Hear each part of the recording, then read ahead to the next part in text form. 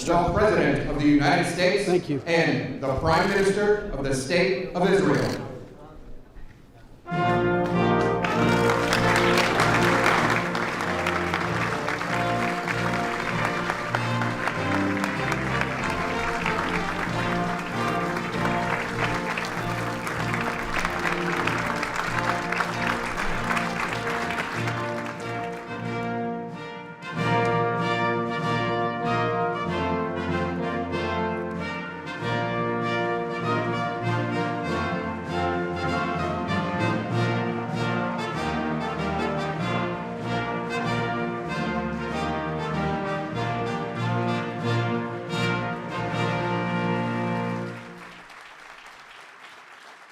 Thank you.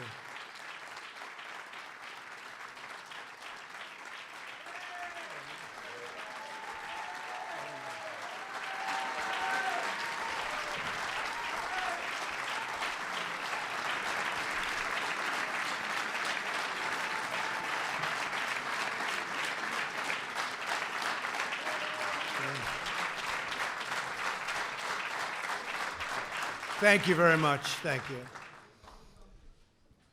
Today, Israel takes a big step towards peace.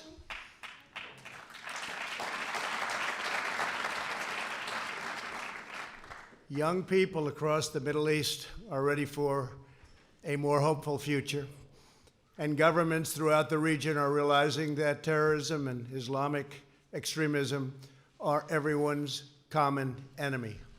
Yesterday, I had the pleasure of meeting with both the Prime Minister of Israel and a man that's working very hard to become the Prime Minister of Israel in the longest-running election of all time, Benny Gantz of the Blue and White Party.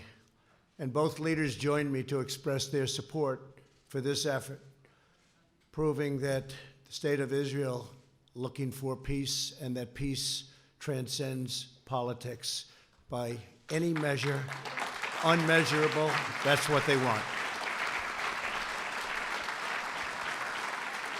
On my first trip overseas as president, I visited the Holy Land of Israel. I was deeply moved and amazed by what this small country had achieved in the face of overwhelming odds and never-ending threats.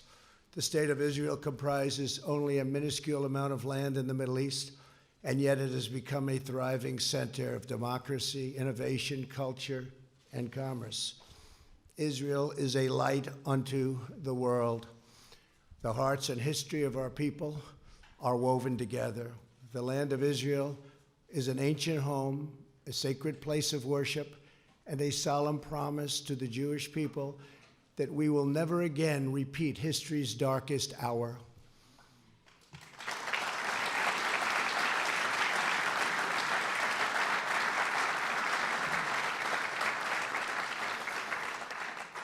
During my trip to Israel, I also met with Palestinian President Abbas in Bethlehem. I was saddened by the fate of the Palestinian people. They deserve a far better life. They deserve the chance to achieve their extraordinary potential. Palestinians have been trapped in a cycle of terrorism, poverty, and violence, exploited by those seeking to use them as pawns to advance terrorism and extremism. I returned from my visit determined to find a constructive path, and it's got to be a very powerful path forward in the Israeli-Palestinian conflict. To further this effort, I also met with President Abbas at the White House. Forging peace between Israelis and Palestinians may be the most difficult challenge of all. All prior administrations, from President Lyndon Johnson, have tried and bitterly failed. But I was not elected to do small things or shy away from big problems.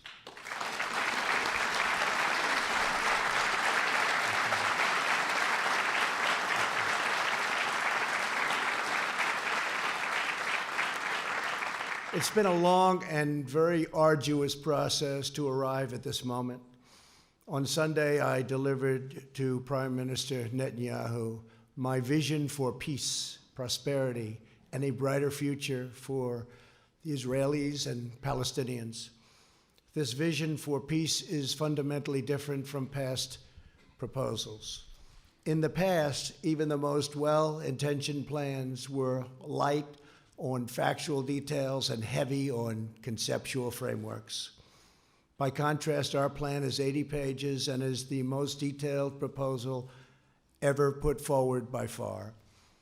As I have seen throughout my long career as a deal maker, complex problems require nuanced, fact-based remedies. That is why our proposal provides precise technical solutions to make Israelis, Palestinians, and the region safer and much more prosperous. My vision presents a win-win opportunity for both sides, a realistic two-state solution that resolves the risk of Palestinian statehood to Israel's security. Today, Israel has taken a giant step toward peace. Yesterday, Prime Minister Netanyahu informed me that he is willing to endorse the vision as the basis for direct negotiations, and I will say the general also endorsed, and very strongly, with the Palestinians, a historic breakthrough. And likewise, we have really a situation having to do with a race that is taking place right now. It will end, and we have the support, and it's very important to say this, of both parties and almost all people in Israel. They want peace, and they want peace badly.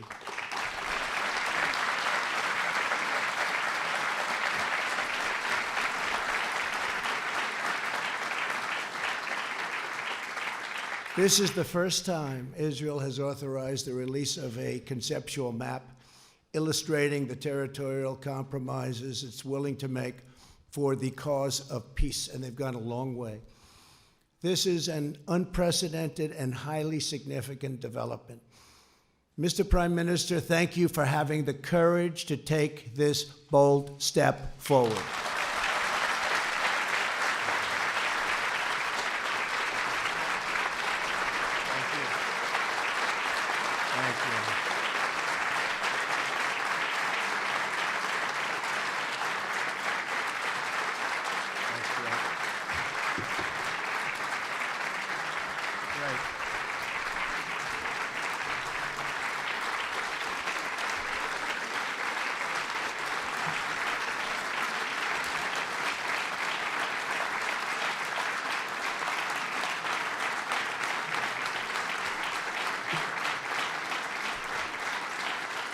And Bibi, we have a lot of powerful people in this room, a lot of the people that can help make it work. So that's quite a thunderous applause.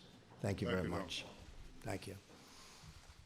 We will form a joint committee with Israel to convert the conceptual map into a more detailed and calibrated rendering so that recognition can be immediately achieved.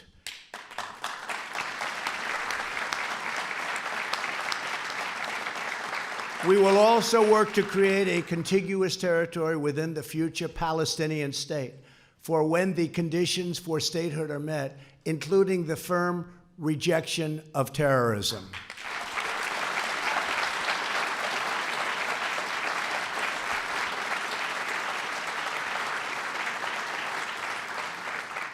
Under this vision, Jerusalem will remain Israel's undivided, very important, undivided capital.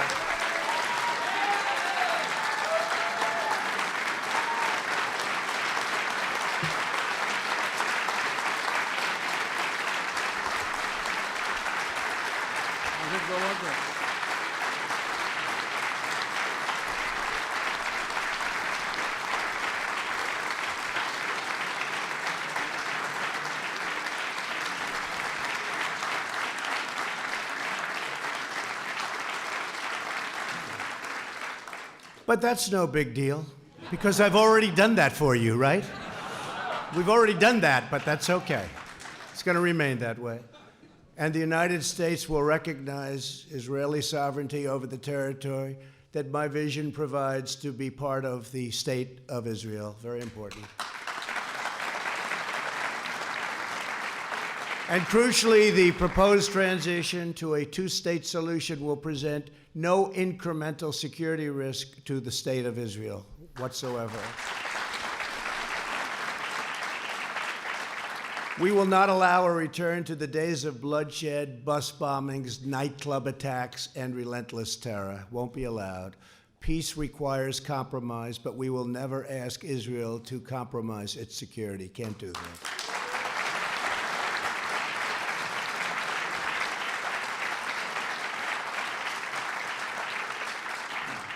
As everyone knows, I have done a lot for Israel, moving the United States Embassy to Jerusalem, recognizing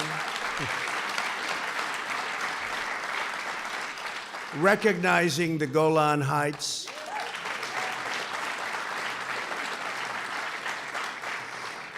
and frankly, perhaps most importantly, getting out of the terrible Iran nuclear deal.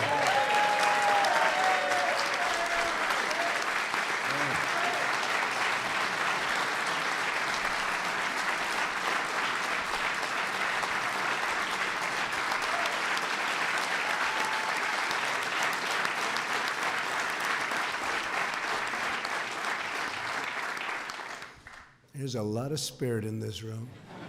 It's true. You don't see it often. You don't see it often. Therefore, it is only reasonable that I have to do a lot for the Palestinians, or it just wouldn't be fair. Now, don't clap for that, okay? But it's true. It wouldn't be fair. I want this deal to be a great deal for the Palestinians. It has to be. Today's agreement is a historic opportunity for the Palestinians to finally achieve an independent state of their very own. After 70 years of little progress, this could be the last opportunity they will ever have, and last for a lot of reasons. We'll never have a team like we have right now. We have a team of people that love the United States, and they love Israel, and they're very smart and very, very committed, from your ambassador, David Friedman,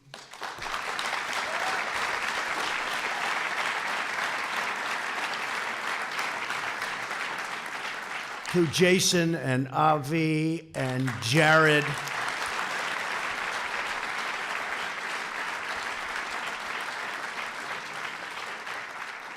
and they're all great deal makers, and they also understand the other side, and they want the other side to do well, because that's the sign of a great deal, and they understand that.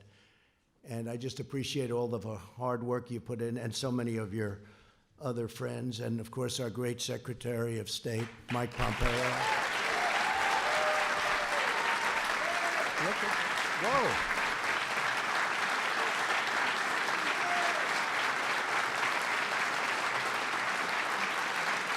Wow, that's impressive. That was very impressive, Mike. That reporter couldn't have done too good a job on you yesterday, huh? I think you did a good job on her, actually. That's good. Thank you, Mike. Great. Are you running for Senate? I guess the answer is no after that, huh? They all want him to. Kansas, great state. They want him to, but you're doing a great job. Don't move. The Palestinian people have grown distrustful after years of unfulfilled promises. So true. Yet I know they are ready to escape their tragic past and realize a great destiny. But we must break free of yesterday's failed approaches. This map will more than double the Palestinian territory and provide a Palestinian capital in eastern Jerusalem, where America will proudly open an embassy.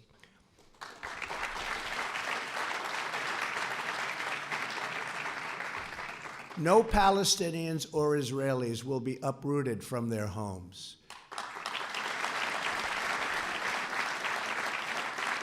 Israel will work closely with a wonderful person, a wonderful man, the King of Jordan, to ensure that the status quo of the Temple Mount is preserved and strong measures are taken to ensure that all Muslims who wish to visit peacefully and pray at the Al-Aqsa Mosque will be able to do so.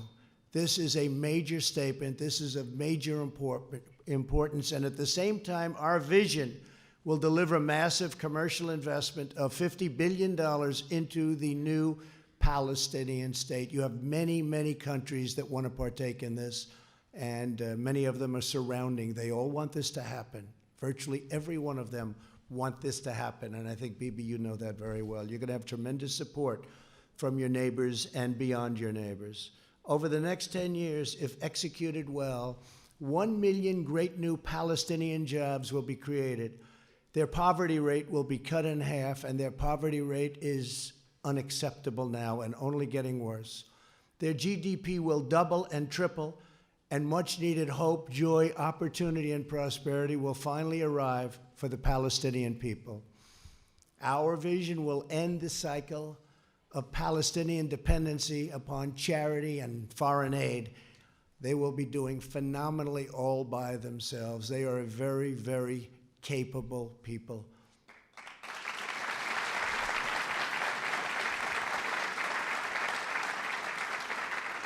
And we will help by empowering the Palestinians to thrive on their own. Palestinians will be able to seize the new future with dignity, self-sufficiency, and national pride. To ensure a successful Palestinian state, we are asking the Palestinians to meet the challenges of peaceful coexistence.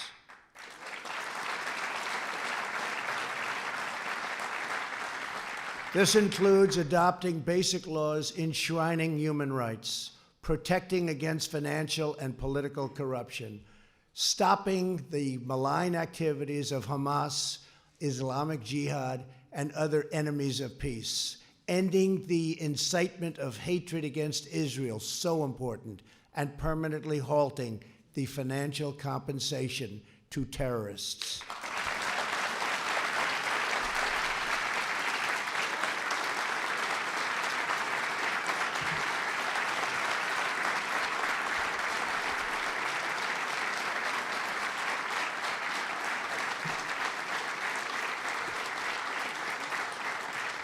And perhaps most importantly, my vision gives the Palestinians the time needed to rise up and meet the challenges of statehood.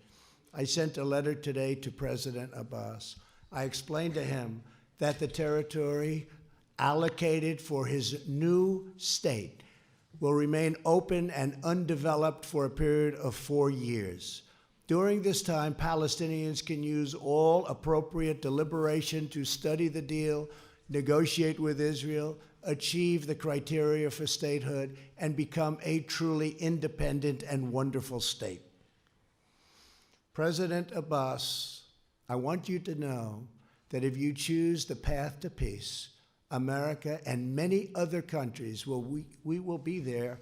We will be there to help you in so many different ways, and we will be there every step of the way. We will be there to help.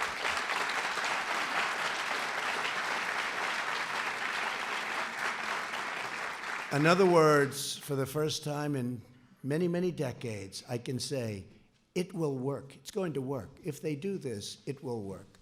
Your response to this historic opportunity will show the world to what extent you are ready to lead the Palestinian people to statehood. The Middle East is changing rapidly.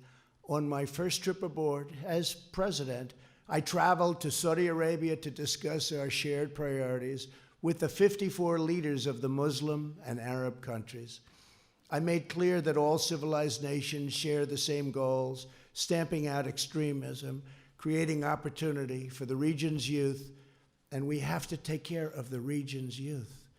The region's youth is growing up with no hope. We have to take care of the region's youth and existing in harmony with one's neighbors. Since that time, immense progress has been made. A growing number of nations have taken strong stands against terrorism and radicalization. You see it. Thanks to the courage of U.S. forces, the ISIS territorial caliphate, 100%, not 95%, not 99 or any other percent, 100% of the caliphate, ISIS, is destroyed, and its savage leader, al-Baghdadi, is now dead.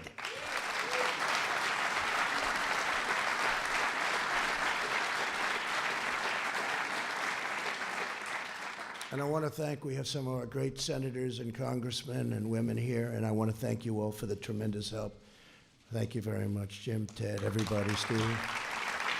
Our leader, thank you. Mark, thank you. Great people. These are great people. They work so hard, and they love this country. The Iranian regime is isolated and weakened greatly. We eliminated Qasem Soleimani, the world's top terrorist.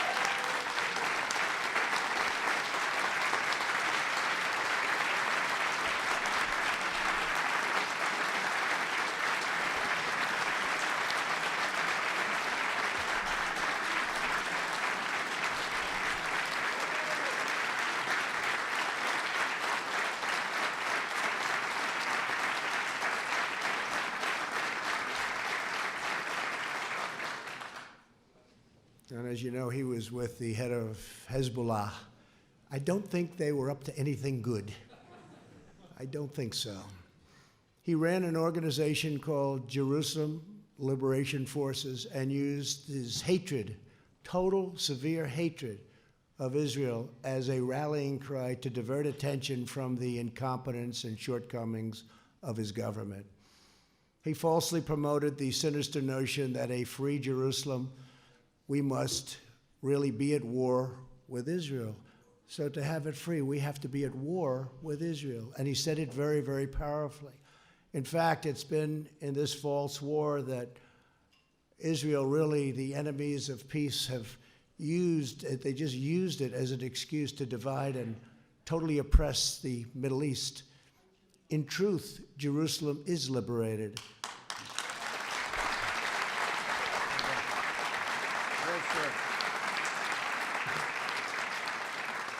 Jerusalem is a safe, open, democratic city that welcomes people of all faiths and all places. It is time for the Muslim world to fix the mistake it made in 1948 when it chose to attack instead of recognize the new state of Israel. It's time.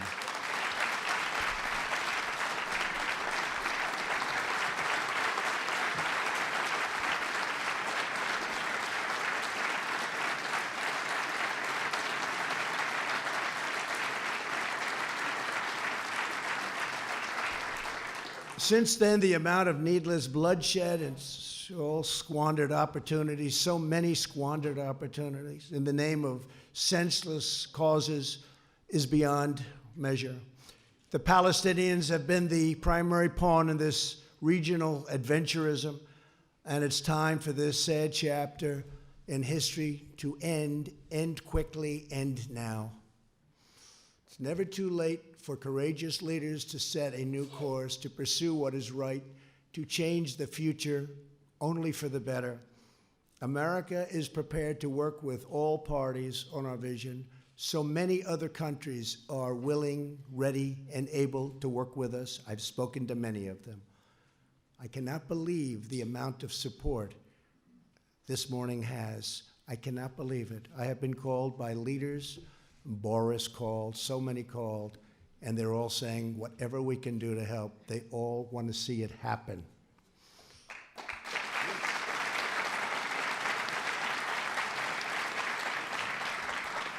But America cannot care more about peace than the stakeholders in the region. There are many Muslims who never visited Al-Aqsa, and many Christians and Jews who never visited the holy sites in the West Bank described so vividly in the Bible. My vision will change that. Our majestic biblical heritage will be able to live, breathe, and flourish in modern times. All humanity should be able to enjoy the glories of the Holy Land. This part of the world is forever connected to the human soul and the human spirit. These ancient lands should not be symbols of conflict, but eternal symbols of peace. Thank you again for all of the work you've all done and all of these incredible honored guests for being here. And in particular, I want to thank Prime Minister Netanyahu. I also want to thank Oman, Bahrain, and the United Arab Emirates for the incredible work they've done helping us with so much and sending their ambassadors to be with us today. Thank you very much for being here. Bahrain and the Arab Emirates? Yeah.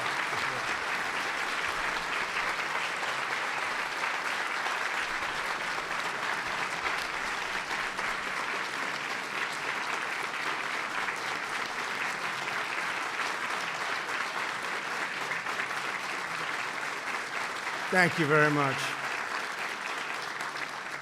Thank you very much. Please give our regards. America's partnerships in the region have never been greater, and our alliance with the State of Israel has never, ever been stronger than it is today.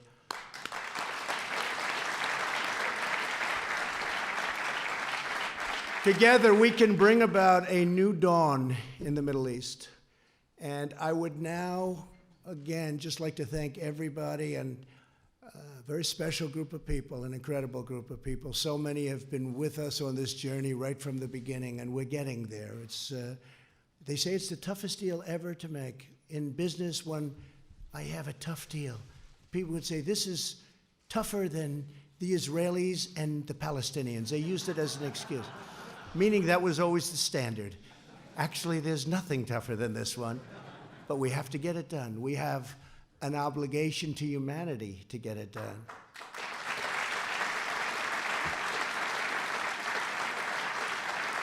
So I would now like to introduce the Prime Minister of Israel, who's worked so hard on this, Benjamin Netanyahu. Thank you. Great speech. Thank you.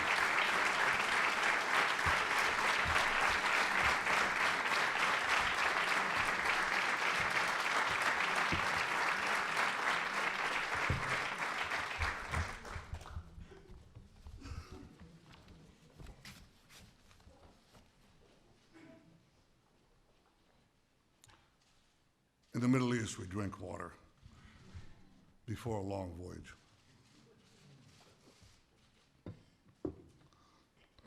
This is an extraordinary voyage. President Trump, Donald, I'm honored to be here today, along with my wife, Sarah, Minister Yariv Levin, Ambassador Ron Dermer. Ron, thank you for everything you've been doing.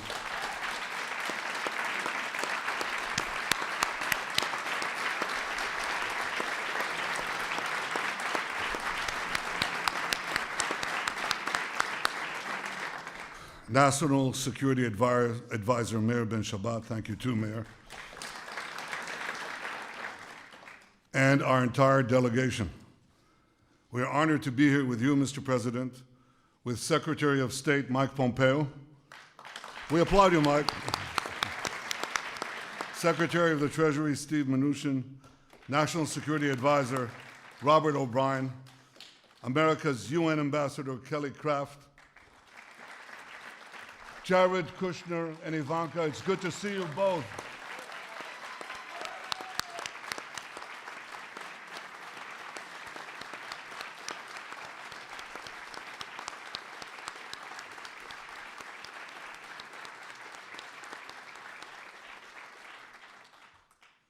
It's good to see the unfailingly energetic and optimistic Ambassador David Friedman, Jason Greenblatt, Avi Berkowitz, Brian Hook, and the rest of your exceptional peace pan, Mr. President. It's good to be here with the other distinguished ladies and gentlemen of your administration, with senators and members of Congress who are Israel's greatest friends on Capitol Hill. Thank you.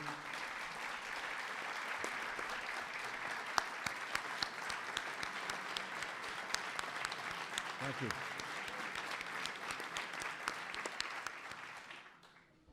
With the ambassadors of the United Arab Emirates, Bahrain, and Oman, what a pleasure to see you here, and what a sign it portends. I was going to say of the future, what a sign it portends of the present.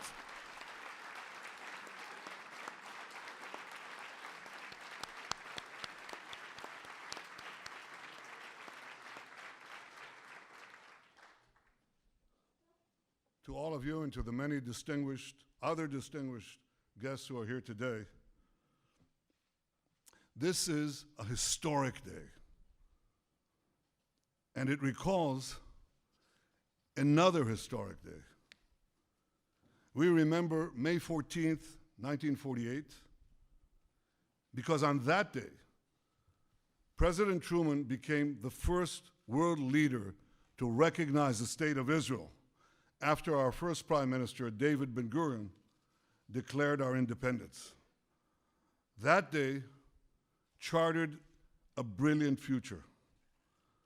Mr. President, I believe that down the decades, and perhaps down the centuries, we will also remember January 28th, 2020, because on this day, you became the first world leader to recognize Israel's sovereignty over areas in Judea and Samaria that are vital to our security and central to our heritage.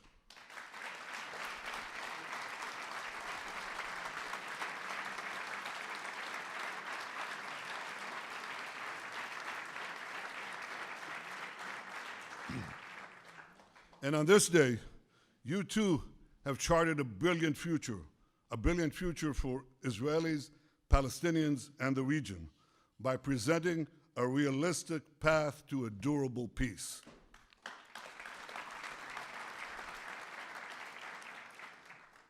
Since the moment of its birth, Israel has yearned for peace with our Palestinian neighbors and peace with the broader Arab world. For decades, that peace has proved elusive, despite so many well-intentioned plans. One after the other, they failed. Why did they fail?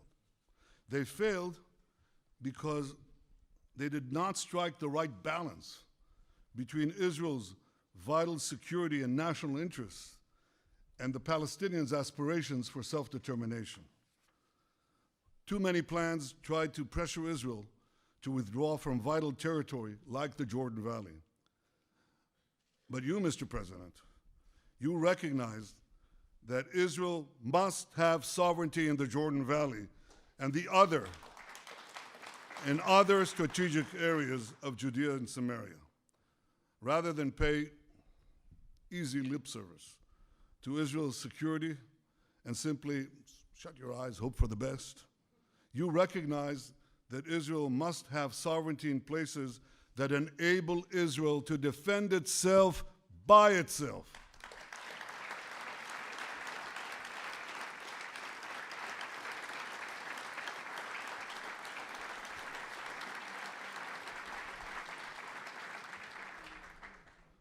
For too long, far too long, the very heart of the land of Israel, where our patriarchs prayed, our prophets preached, and our kings ruled, has been outrageously branded as illegally occupied territory.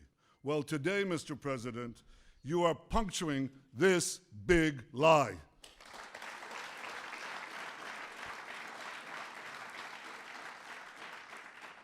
You are recognizing Israel's sovereignty over all the Jewish communities in Judea and Samaria, large and small alike.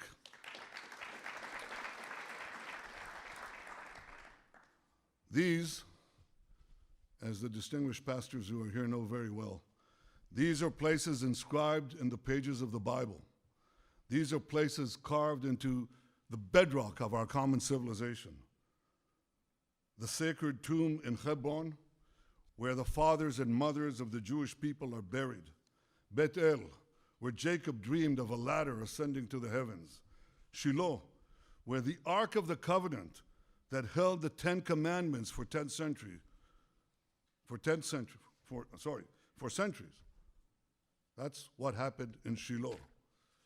Thanks to you, Mr. President, these areas and so many others that for millennia have been etched in the soul of the Jewish people and have fired the imaginations of millions of people around the world and across the world. These areas will now be recognized by the United States as a permanent part of the Jewish state.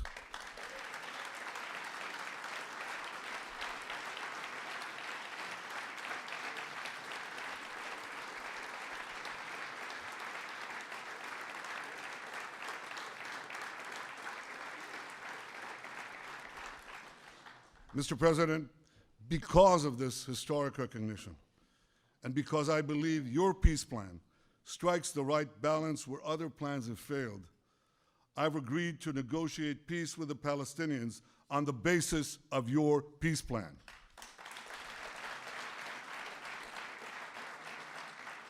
It's a great plan for Israel. It's a great plan for peace. Frankly, Mr. President, given all that you have already done for Israel, I'm not surprised. You have been the greatest friend that Israel has ever had in the White House.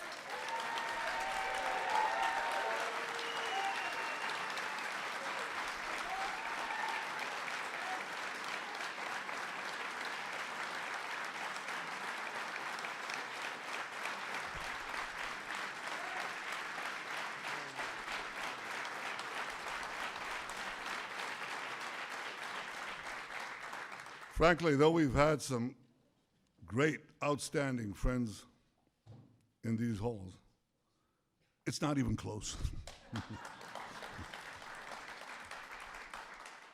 Your historic decisions to recognize Jerusalem as Israel's capital, to recognize Israel's sovereignty over the Golan Heights, to reaffirm Israel's legal claims in Judea and Samaria, to stand up to Iran, to pull out of that dangerous Iran deal, to confront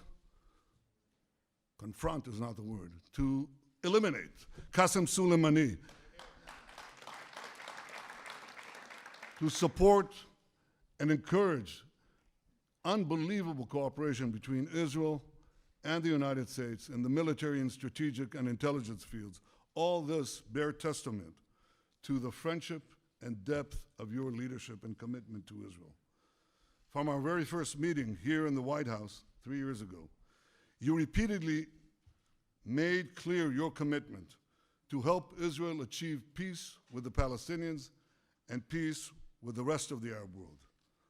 Mr. President, I share that commitment, and I look forward to working with you to achieve a peace that will protect Israel's security, provide the Palestinians with dignity and their own national life, and improve Israel's relations with the Arab world. Your peace plan advances all these goals. First, it addresses the root cause of the conflict, by insisting that the Palestinians will finally have to recognize Israel as the Jewish state.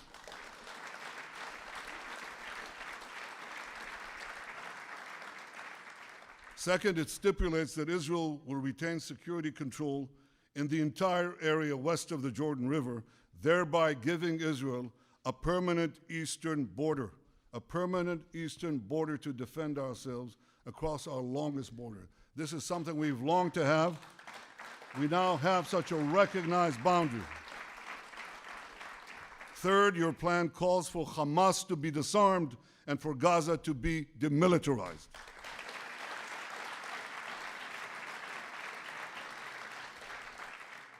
Fourth, it makes clear that the Palestinian refugee problem must be solved outside the state of Israel. Fifth, it calls for our ancient capital, Jerusalem, to remain united under Israel's sovereignty. It, of course, ensures that religious sites remain accessible to all faiths, and it maintains the status quo on the Temple Mount. Sixth, your plan does not uproot anyone from their homes, Israelis and Palestinians alike. Instead, it proposes innovative solutions whereby Israelis will be connected to Israel and whereby Palestinians will also be connected to one another. That helps if you have these real estate people, you know. They can come up with things normal human beings don't think about, and they have. Mr. President, Israel wants the Palestinians to have a better life. We want them to have a future of national dignity, prosperity, and hope. Your peace plan offers the Palestinians such a future. Your peace plan offers the Palestinians a pathway to a future state. I know that it may take them a very long time to reach the end of that path. It may even take them a very long time to get to the beginning of that path. But if the Palestinians are genuinely prepared to take that path, if they're genuinely prepared to make peace with the Jewish state, and if they agree to abide by all the conditions you have put forward in your plan, Israel will be there. Israel will be prepared to negotiate peace right away.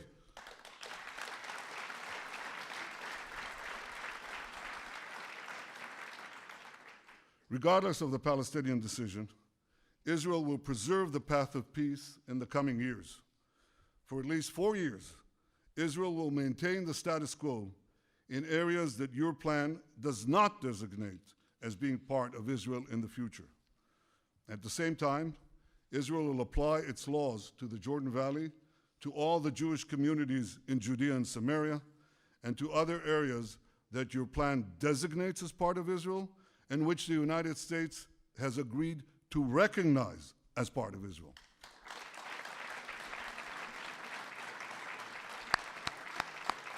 I like that.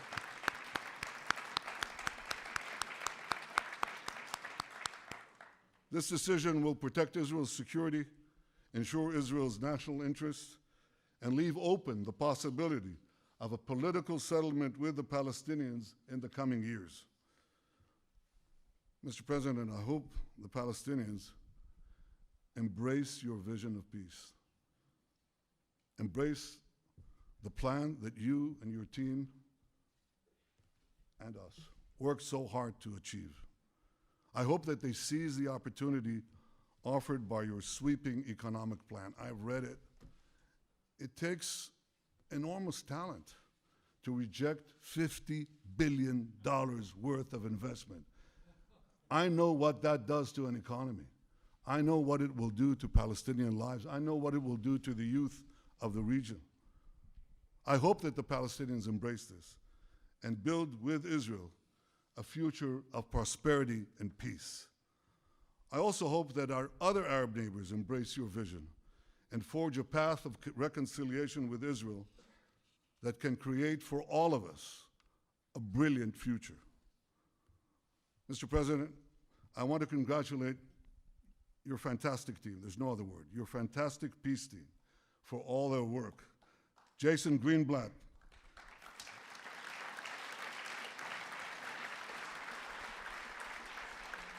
thank you, Jason, for the terrific job you did as America's peace envoy for nearly 3 years. Avi Berkowitz, thank you for stepping out. Thank you, Avi, for stepping out from your important behind-the-scenes role and ably working in those past few months to get this plan done. Ambassador David Friedman, thank you, David.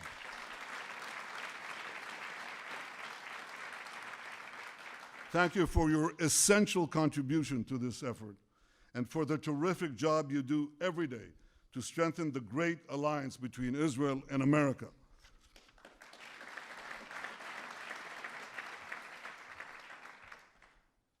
And Jared Kushner, without your wisdom, your persistence, your resolve, this day would have never come.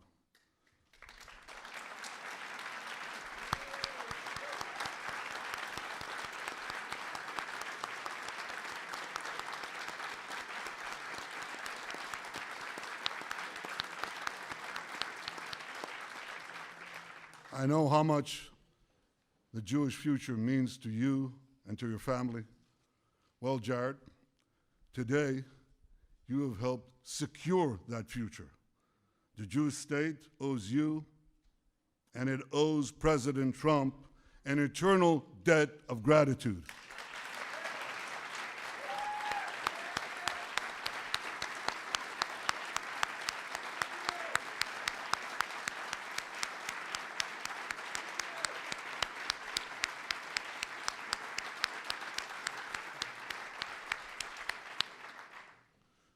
Mr. President, On that historic day of May 14th, 1948, both David Ben-Gurion and President Truman had a fateful decision to make. Many argued that Ben-Gurion should not declare Israel's independence. Many argued that President Truman should not recognize the Jewish state. But both leaders understood the magnitude of the hour. They seized the moment and they changed history. Like you, Mr. President, I understand the magnitude of this moment. With you, Mr. President, I'm prepared to seize the moment and change history. I know that there'll be opposition. There's always opposition. I know there'll be many obstacles along the way, much criticism. But we have an old Jewish saying, if not now, when? And if not us, who? Im lo achshav, matai, im lo anachnu, az mi? Mr. President, your deal of the century is the opportunity of the century. And rest assured, Israel will not miss this opportunity. Mr. President, Donald, Israel is blessed to have your friendship and your powerful leadership, and Israel is blessed to have the friendship of the greatest power on earth, the United States of America. May God bless America, may God bless Israel, and may God bless us all with security, prosperity, and peace. Thank you.